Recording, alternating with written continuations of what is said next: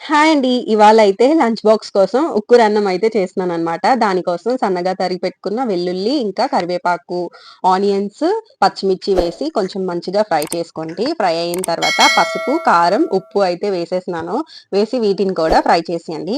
అవి ఫ్రై అయిన తర్వాత 2 గుడ్లనైతే తీసుకొని, అవి కొంచెం ఒక 1 మినిట్ వరకు వేగిన తర్వాత టర్న్ చేసుకోండి. లేదంటే నీసు వాసన వస్తదనమాట. 2, 3 మినిట్స్ ఫ్రై చేసుకున్న తర్వాత రైస్ వేసి మళ్ళీ ఇంకో 3 మినిట్స్ అయితే ఫ్రై చేసేసుకోండి. నా చిన్నప్పుడు మా నానమ్మ కూడా నాకిలానే చేసేది లంచ్ కోసం.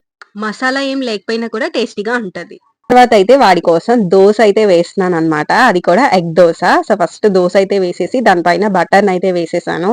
వేసిన తర్వాత సిజ్వాన్ చట్నీ అయితే వేస్తున్నానండి. సో, ఇది వేస్తే టేస్ట్ అయితే చాలా బావుంటదనమాట.